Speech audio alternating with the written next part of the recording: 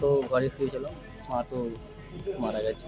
চাপা পড়ে গেছিল? চাপা পড়ে গেছে মানে সোজা এসে গাড়ি ঢুকে কি হয়েছিল, ঘটনাটা কিভাবে হয়েছিল? সোজা এসে গাড়ি একদম ঘরের উপর দিয়ে চলে গেছে। আচ্ছা, তোমার বাড়িটা কোনখানে ছিল? বাড়িটা হয়েছে আমতলায়, আচ্ছা, পানবল্লভপুর। পানবল্লভপুর রাস্তার ধারে? রাস্তার ধারে।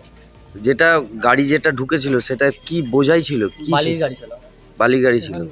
ওভারলোড বালির গাড়ি ছিল। কোথা থেকে বেরোচ্ছিল গাড়িটা, কোথা থেকে আসছিল? জামালপুর থেকে যাচ্ছিল গাড়িটা 10টার দিকে। আচ্ছা, সেই সময় তোমার বাড়িতে ঢুকে যায়? হ্যাঁ ঢুকে যায়। আর যেসব ড্রাইভাররা ছিল তারা ড্রিঙ্ক করেছিল। আচ্ছা, ড্রিঙ্ক করে এরকম অবস্থা করেছে। তোমার মা কি মারা গেছে? মা মারা গেছে। ডাম্পার গাড়ি জামালপুরের দিক থেকে বালি বোঝাই 10 দিকে আসছিল। এবার সে নেশাগ্রস্তই ছিল। তাকে যখন গাড়ি থেকে নামানো হলো তারা রীতিমতো নেশা করে আছে, দিয়ে তারা অচৈতন্য হয়ে গিয়েছিল, এরকম যাই হোক হবে, দিয়ে তারা ওই বাড়ির ভিতরে ঢুকে যায়। একটা ইলেকট্রিক পোস্টার ছিল, সেইটাকে ধাক্কা মেরে তারপরে বাড়ির ভিতরে ঢুকে যায়।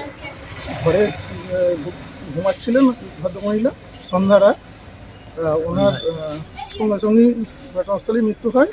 তারপরে সমস্ত ঘটনাস্থলে পুলিশ তৎক্ষণাৎ গিয়ে পৌঁছে, তারপরে অনেকক্ষণ রিকভারি ভ্যানের চেষ্টায় সকাল হয়ে যায়। দিয়ে রিকভারি করার পরে ডেড বডি উদ্ধার করা হয় সম্পূর্ণ পুলিশের তত্ত্বাবধানে, সহযোগিতাতে। বাড়িতে আরও তো সাধারণ মানুষ ছিল, তাদের কিছু ক্ষয়ক্ষতি হয়নি? না, তা আর কারণ সেরকম কিছু হয়নি। তার যিনি মারা গেছেন তার হাজব্যান্ডের অল্প চোট লেগেছে। তারা কি ঘুমন্ত অবস্থায় ছিল? আর সবাই ঘুমন্ত অবস্থাতেই ছিল।